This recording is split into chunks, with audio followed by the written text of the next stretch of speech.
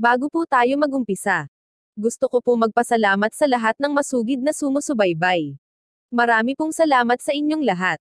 Lalo na po sa mga solid subscriber. At kung hindi ka pa nakasubscribe, pindutin ang button para sa ating story series. Marami din pong salamat sa mga masipag mag-share.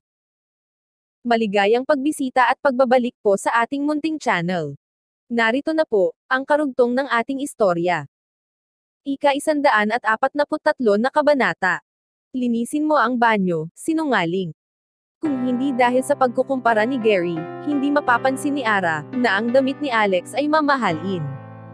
Mas lalong lumiwanag ang mga mata nito. Sabi ko na nga ba? Sa palagay ko si Alex ay mayaman. Si Alex at So ay may parehas na hindi natural na ngiti. Nag-adjust si So ng upo upang takpan ang damit ni Alex. Si Alex ay tinakpan din ang kanyang relo. Kumikita siya ng maraming pera, pero gusto niya rin gastasin ito. Babantayan ko ang paggastos niya sa hinaharap. Dagdag ni Sue. Alex, gusto ko ang sapatos mo, saan mall mo ito binili? Gusto ko rin bumili, wika ni Gary. Umubo si Alex dahil sa tanong nito. Binili ito ng aking mama, para sa akin, hindi ko alam kung saan. Busy ako sa kumpanya araw-araw. Kaya wala akong oras para mag-shopping. Si Alex at Sue ay nakahinga ng maluwang. Ang relo mo, tanong ni Gary. Binili rin ito ng magulang ko. Wala talaga akong pakialam sa mga bagay na ito, wika ni Alex. So kailangan mong tulungan si Alex sa hinaharap. Sa kanyang edad, hindi na dapat siya umaasa sa magulang niya, wika ni Ara, na nakangiti. Alex, ano ang pangalan ng internet company niyo? Saan ito matatagpuan? Agresibong tanong ni Gary. Ang aming family company, ang pangalan nito ay Cloud Network Company. Matatagpuan ito sa New Street Corner, sa 10th Street. Sinabi na ito ni Sue sa taxi pero hindi nila pinag-uusapan ang detalye. Marami na siyang natandaan, pero hindi niya maalala lahat. Si Ara ay naghihinalin na rin, at tumingin kay Alex at sa kanyang anak. Si Alex ay nag-aaral sa abroad, at walang masyadong alam tungkol sa sitwasyon ng kanyang pamilya ngayon, mabilis na wika ni Sue, upang maayos ang mga bagay. Mali iyon. Sinabi ni Alex na masyado siyang abala sa trabaho sa kumpanya, araw-araw. Kaya wala siyang oras para mamili ng sarili niyang damit at sapatos. Ang kanyang magulang ang bumili nito para sa kanya. Medyo napapaisip na si Gary. Ano ang nangyayari, Alex? Sue? Nagtanong si Ara. Mama, si Alex ay masyadong pabaya, gusto ni Sue maghanap ng paraan upang hamupa ang tensyon. Pero si Gary ay nagsalita ng malakas. Hindi mo pa rin ba naiintindihan? Ang lalaking ito na si Alex ay nagsisinungaling, simula nang pumasok siya dito, itinuro ni Gary ito. Sa palagay mo si Alex ay nagsisinungaling sa akin. Tumingin si Ara kay Gary na hindi makapaniwala. Tama, gumisi si Gary habang naglakad patungo sa tabi ni Alex. Sinabi niya na ang damit nito ay fake. Tapos ang lakas ng loob mo na sabihin na mayaman ka. Walang kwenta. Bakit mo sinasabi iyon? Ayaw kong makita ka dito. Umalis ka ngayon dito. Nang makita na ang sitwasyon ay lumala, tumayo si So at hinamon si Gary. So, huwag kang maniwala sa kanya. Isa siyang manloloko. Sabi ni Gary, habang nakaturo kay Alex na naghahamon. Maglalakas ng loob ka ba na ipakita ang relo mo sa mama ni Sue at sa akin? Bakit niya kailangan ipakita sa iyo ito? Sino ka sa palagay mo?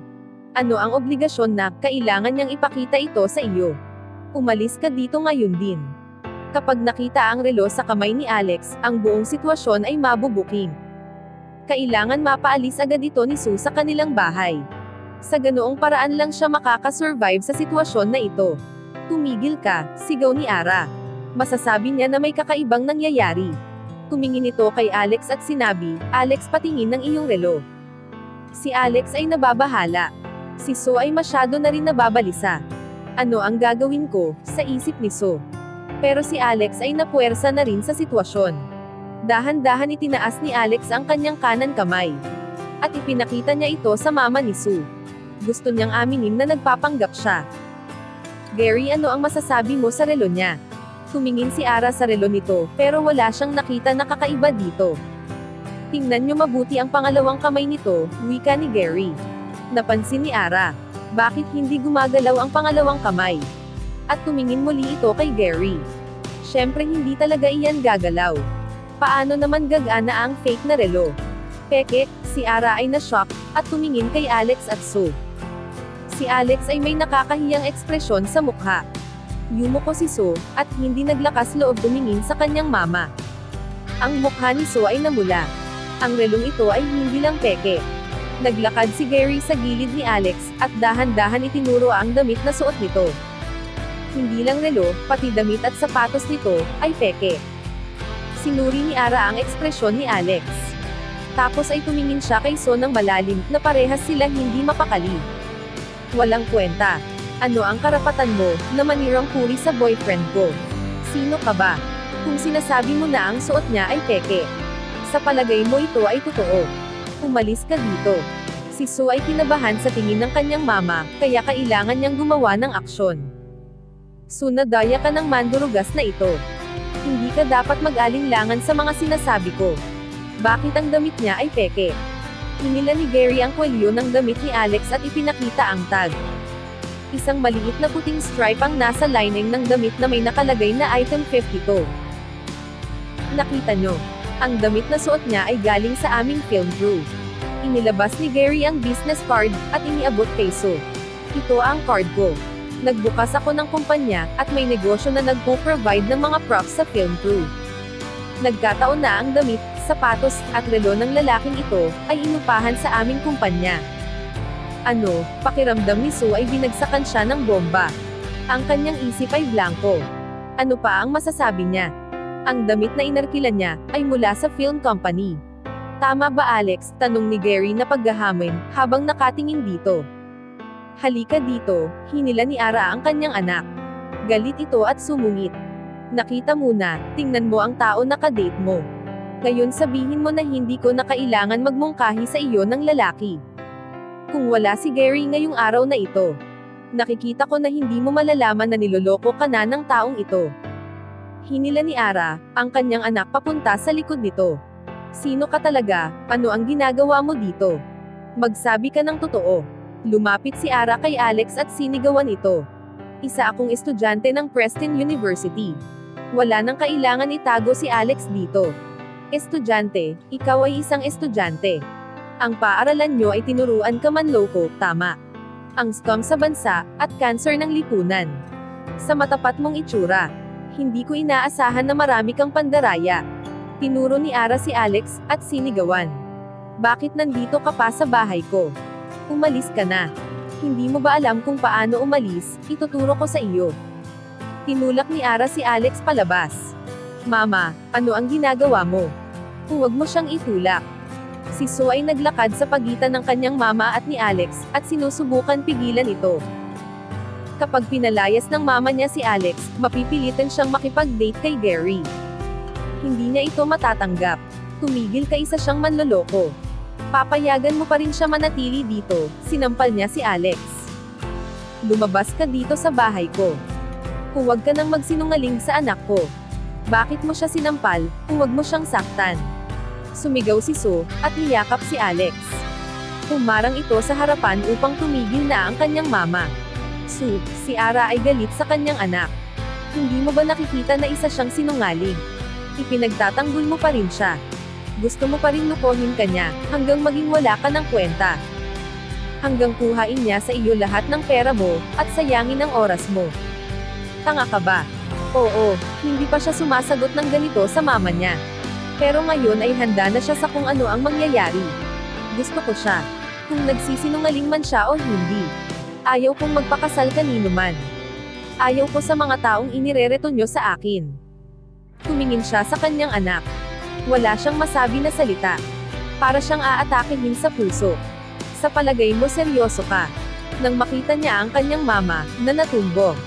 Ang puso ni Sue ay nasaktan, pero kailangan niyang lumaban para sa sarili niya. Huwag na kayong mag-isip ng sobra. Mas mahalaga ang inyong kalusugan. Inaalalayan ni Gary ang mama ni Sue. Sue, makinig ka sa akin. Ang lalaking ito ay hindi mabuti sa iyo. Tumigil ka, bakit kailangan kong makinig sa iyo? Umalis ka na, sigaw ni Sue. Sige, wala na akong sasabihin na kahit ano. Tumigil si Gary, syempre ayaw niyang umalis ng ganon-ganon lang. Bumalik ito at umupo sa tabi ng mama ni Sue. Hindi inaasahan ni Alex ang mga bagay na magkakaganito. Tumingin siya kay Sue, at tumango. Ibig sabihin ay makinig siya dito. Makalipas ang 20 minuto, si Ara ay kumalma. Gary, pwede kang kumain sa lugar namin ngayon. Huwag kang mag-alala. Huwag mong tingnan ang mga nangyari ngayon. Sa loob ng ilang buwan, at kapag dumating na ang oras, sasabihin ko sa iyo kung pwede mo nang i-date ang anak ko. Nakita ni Ara, na nainsulto siya ng anak nito. Pero hindi pa rin ito umalis. Obvious na gusto niya talaga si Sue. May maganda akong relasyon kay Alex, wika ni Sue habang nakatingin kay Gary. Kahit na maghiwalay kami, imposible na magkagusto ako sa iyo. Gary, makinig ka sa sasabihin ko. Tinapik nito ang balikat ni Gary, at tumango. Awkward na ngumiti si Gary, sa isip niya, nakuha na niya ang loob ng mama nito, mas madali na niya makukuha ang loob nito. Hindi makamove on si Ara sa panloloko ng araw na iyon. Pero hindi niya mapaalis si Alex. Itinuro niya ang banyo at inutusan ito maglinis. Mama, sobra naman kayo, naiinis na tumingin si Sue sa kanyang mama. Kung hindi ka maglilinis ng banyo, umalis ka na. Hindi nagdalawang isip si Sue sumagot sa kanyang mama. Kalimutan mo na, hinawakan ni Alex ang kamay ni Sue, at marahan na tumango. Tumingin siya kay Gary na nakangisi. At sa nanay ni Sue na hindi na makapaghintay na sigawan siya muli. Mahina niyang sinabi, sige, gagawin ko. Pagkatapos, naglakad si Alex patungo sa bathroom. Linisin mo mabuti yan para sa akin. Kung hindi mo kaya, kailangan mong umalis dito. Sigaw ng mama ni Sue, sa kanyang likuran. Ika-144 na kabanata. Dingdong. Tumunog uli ang doorbell. Binuksan ni Ara ang pinto, at nakita ang 2 babae at isang lalaki na nakatayo sa labas. Ito ang pangalawa niyang anak na si Jade, manugang na si Sheldon, at ang kanyang apo na si Rose. Si Sheldon at Jade ay ang mag-asawa na nanghihiram ng villa kay Alex. Mama, Lola, bakit kayong tatlo ay magkakasama?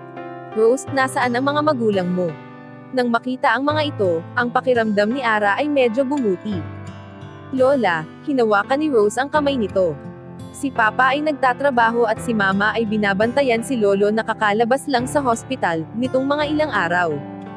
Kaya ako lang ang nakapunta. Tumawag ako kay Auntie Jade, at sinabi niya na sunduin niya ako sa Preston University, kaya magkakasama kaming tatlo. Tumingin si Ara sa kanyang apo, ang mga magulang mo talaga ay kakaiba. Hindi man lang sila nag-abala pumunta sa birthday ng iyong lolo.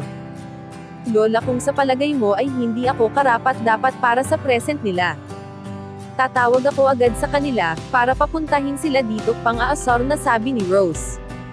Mapaglaro ka talaga. Sige na. Namiss kita sobra. Bilisan mo at sindihan mo na ang kandila, para sa iyong lolo. Pinisil ni Ara ang pisngi ng kanyang apo, bago bumaling kina Jade at Sheldon. Pumasok kayo. Tumingin siya kay Sheldon na may mabait na mukha. Sobrang kontento niya sa kanyang son-in-law. Nang makita si Son na mas maagang dumating, na surprise si Rose.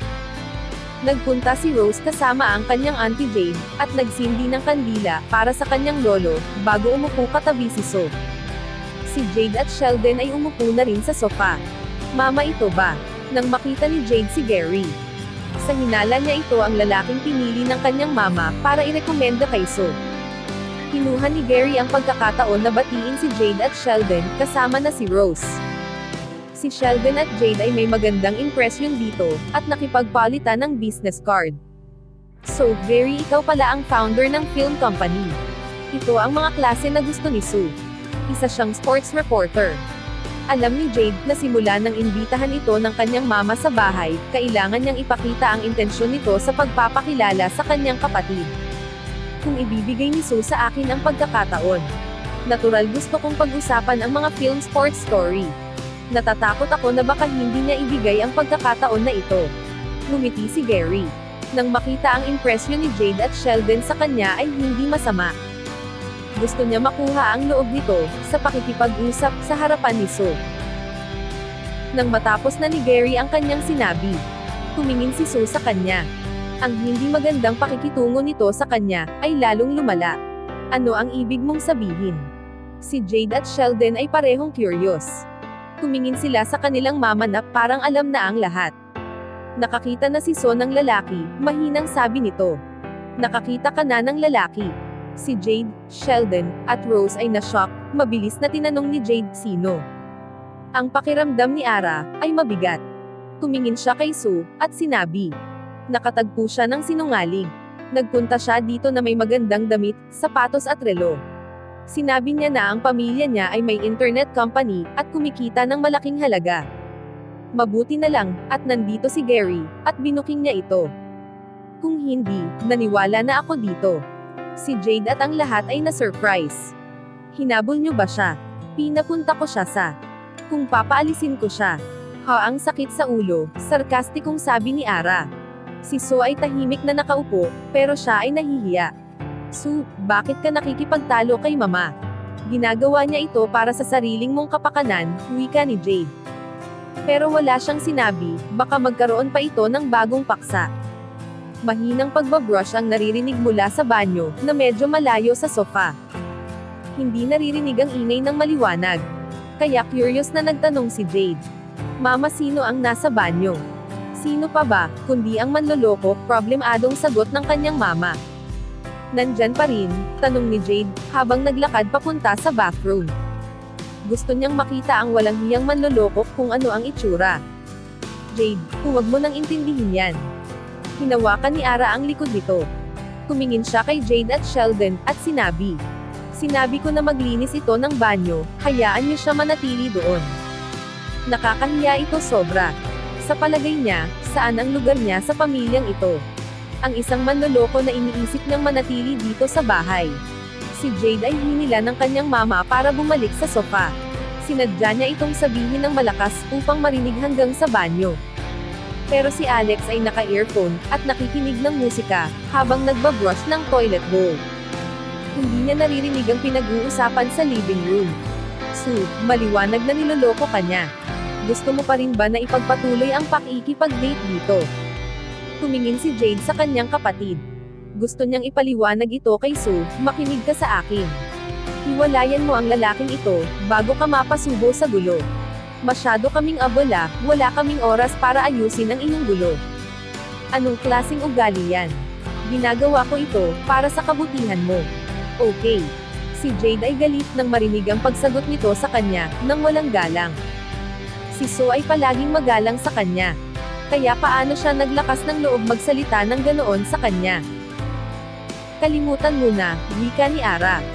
Hininaan niya ang boses, at dinagdag. Nabola na siya ng lalaking iyon. Wala nang saysay na pagsalitaan iyan ng kahit ano. Si Jade, ay napatingin na lang kay Gary. So hindi mo alam ang magandang bagay, kapag nakita mo ito. Talagang gusto mo sumunod sa isang manloloko. Anong ginagawa mo? Kinausap nito si Gary. Gary, pasensya ka na paminsan-minsan, ang kapatid ko ay stupido. Hindi sila magtatagal. Maraming salamat. Tumango si Gary, mas lalo pa siyang nakomportable. Mukhang ang pamilya ni Sue, ay kampi lahat sa kanya. Bagaman hindi komportable si Sue, wala siyang sinabi na kahit ano. Ang ate niya ay itinrato siya na parang isang bata. Marahan na pinisil ni Rose ang kamay ng kanyang auntie Sue, at tumingin dito ng may simpatsya. Alam niyang ayaw ng kanyang auntie, kapag may ipinakilala sa kanya ang kanyang lola. Nang marinig niya na nakatagpo na ng boyfriend ang kanyang auntie. Medyo masaya si Rose, para sa kanya. Pero hindi niya inaasahan na ito ay isang manloloko. Si Sue ay ngumiti pa rin kay Rose. Jade, pupunta tayo sa bahay mo mamaya-maya. Tingnan natin kung ano ang itsura ng isang mayaman na villa, wika ni Ara na nakangiti, na iniba ang topic. Mahigit na rin 2 buwan noong nakabili sila ng bahay. At wala pa sa pamilya ang nakakabisita. Gusto ni Ara na samantalahin ang pagkakataon na pumunta silang lahat sa villa nila Sheldon at Jade. Gusto niyo pumunta sa Green Island Garden District para mamasyal? Tanong ni Rose. Ang Preston University ay medyo malapit sa area, kaya madalas niyang nakikita ang villa, at humahanga siya dito. Sa wakas ay makakapunta, at makakapasok na siya dito, ngayong araw. Sa hinaharap, ipapakita niya ito sa harapan ng kanyang mga kaibigan. Sige, pupunta tayo, wika ni Jade habang nakangiti. Confident siya, dahil ibinigay na ni Mr. Ambrose ang susi ng villa sa kanila. Kayo ay bumili ng villa sa Green Island Garden District.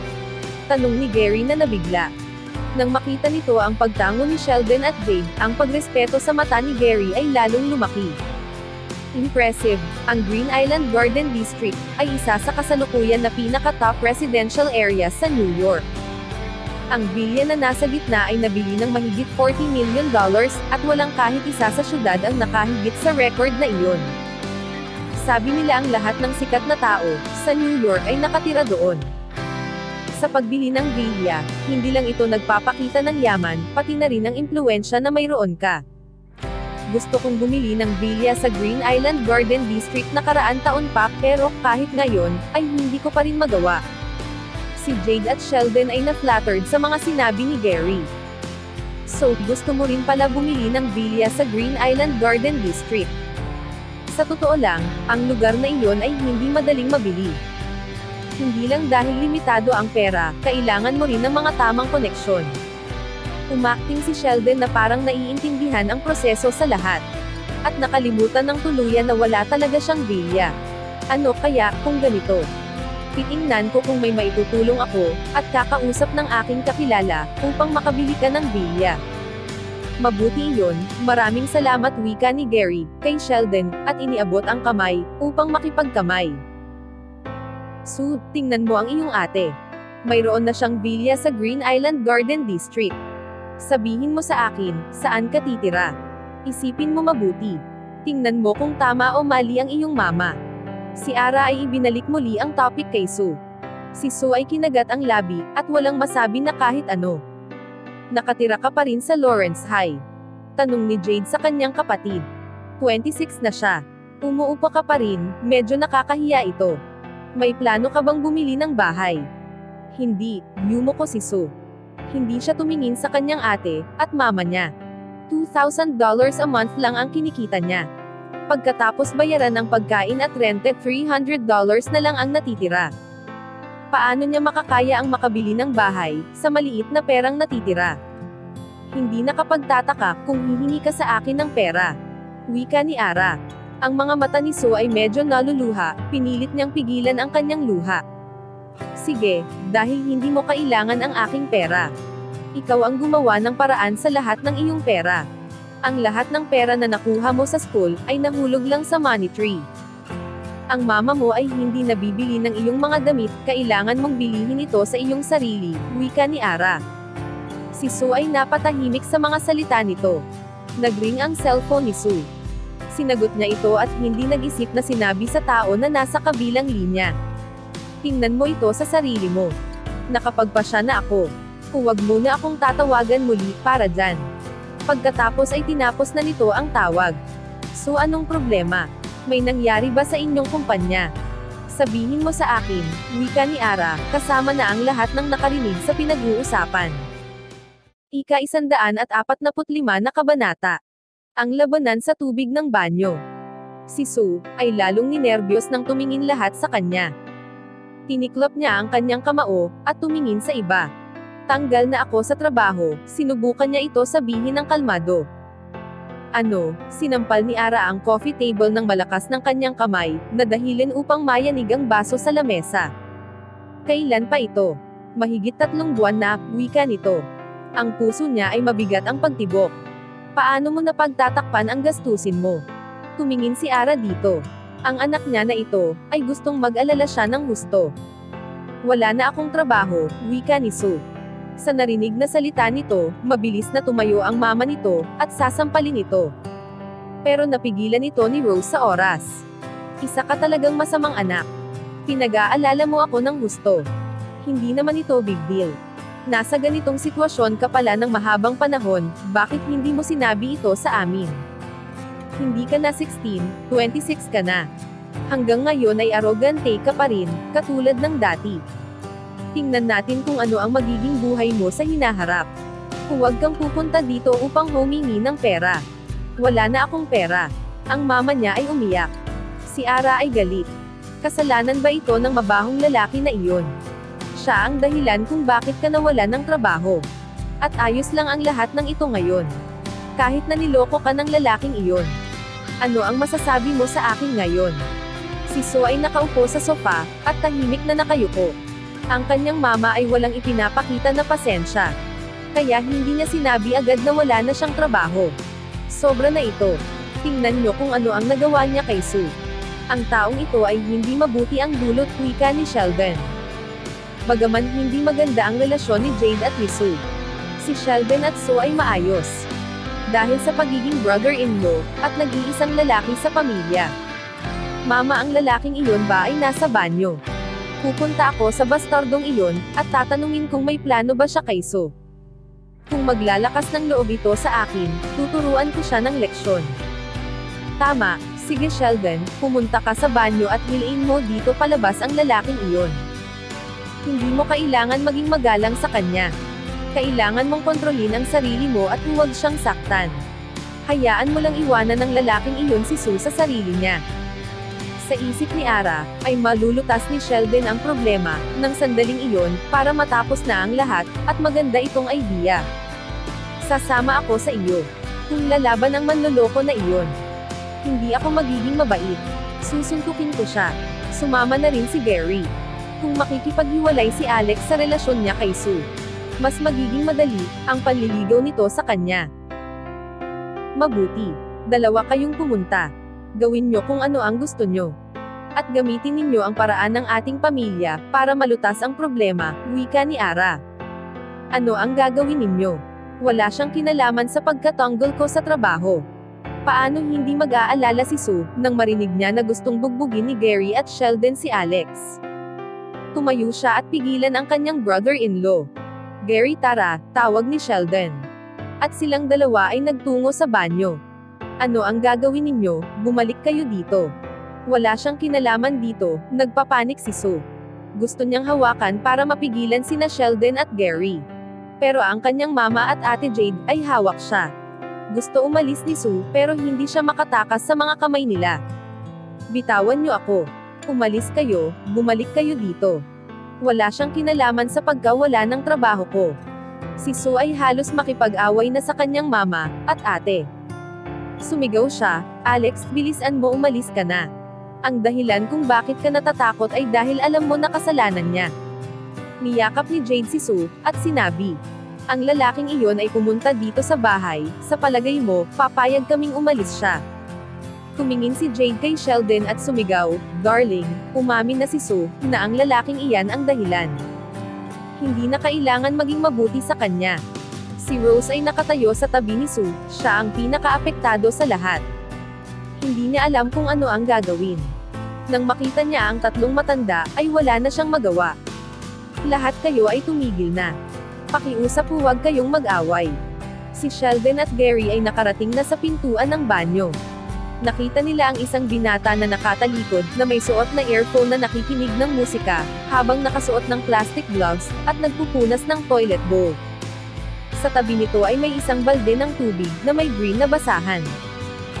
Hoy lalaki, sinasadya mo at nagpapanggap ka na hindi kami naririnig, tama, wika ni Sheldon. Pero ang binata ay patuloy lang sa paglilinis ng toilet bowl. Ayos ha, Gary, kuhain mo siya, utos ni Sheldon. Manloloko, bago mo padurugan ang puso ni Sue. Bubungusan kita ng tubig sa ulo. Naglakad si Gary sa likod ni Alex. Binuhat nito ang isang timbo na puno ng maduming tubig. Nagbigay si Sheldon ng thumbs up. Nang ibubuhos na ni Gary ang tubig kay Alex, lumingon si Alex para kuhain ang green na basahan. Nang makita ni Sheldon ang mukha nito, siya ay na-shock. Hinawakan niya ang braso ni Gary na may hawak na timba. Array, wika ni Gary. Nang malakas na pigilan ni Sheldon ang kanyang braso. Ang timbo ng tubig ay nabuhos kay Gary mula ulo hanggang paa. Ang tubig ay umagos sa kanyang bibig. Naamoy niya ang maruming tubig na may sabon. Si Gary ay idinura ang tubig sa kanyang bunganga.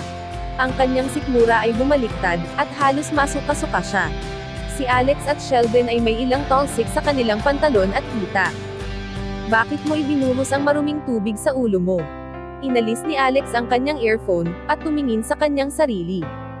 Mabuti na lang at hindi siya nabasa. Saka lang napansin ni Alex na ang lalaking nakatayo sa harapan niya ay si Sheldon, na nagmamakaawa upahan ang kanyang bilya. Ngumiti si Sheldon, habang nakatayo sa tabi niya si Gary.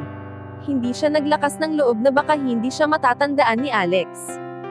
Nang nakatayo siya sa pintuan ng banyo. Ang suot nito ay kakaiba, kaysa sa kanyang normal na sinusuot.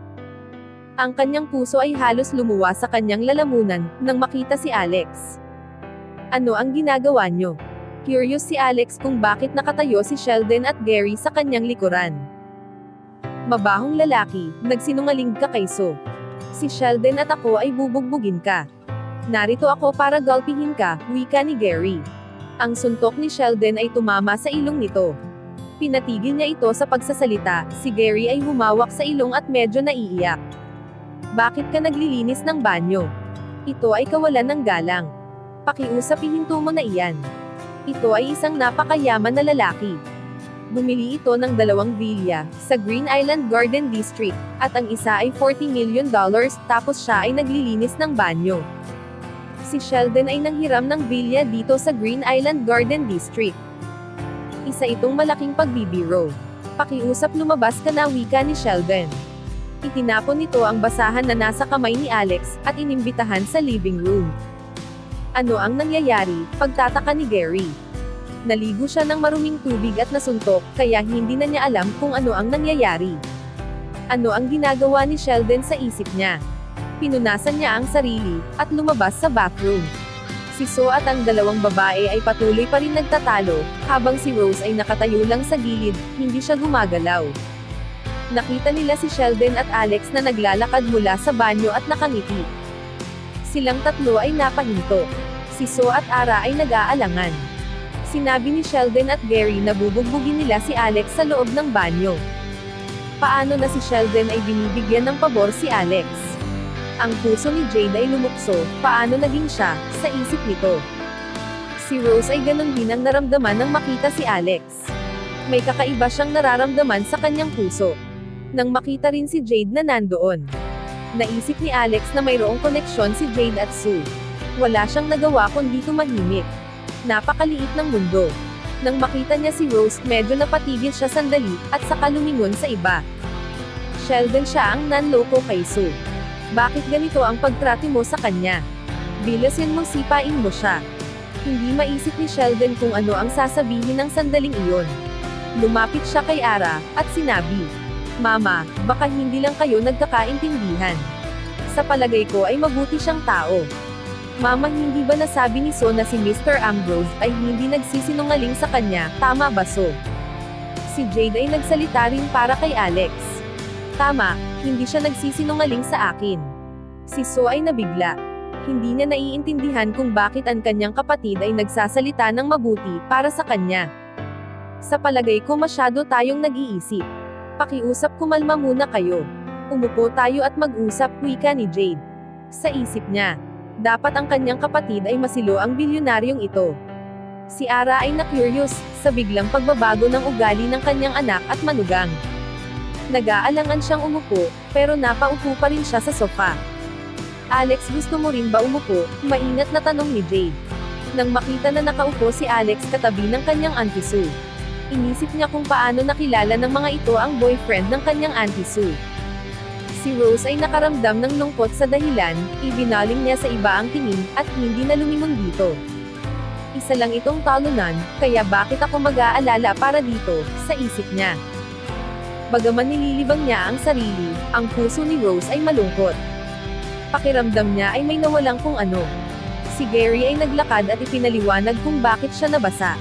Sinabi niya na aksidenteng nadulas sa bathroom. Gusto niyang buhatin ang bangko at tumabi kay Sue.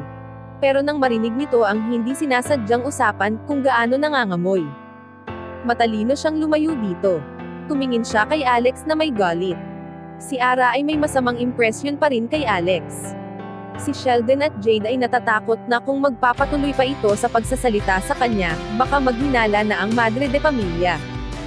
Hindi magandang balita ito para sa kanilang inupahan na bilya. Sumingit si Sheldon at sinabi, Mama, pumunta na tayo sa aking bilya. Kumain tayo ng tanghalian doon. Suggest ni Sheldon, habang tumingin sa lahat. Hanggang dito na lang po muna. Sana po, ay nagustuhan nyo ang ating story series. Sa mga bagong tagapakinig, mas okay po kung mag-uumpisa kayo sa episode 1.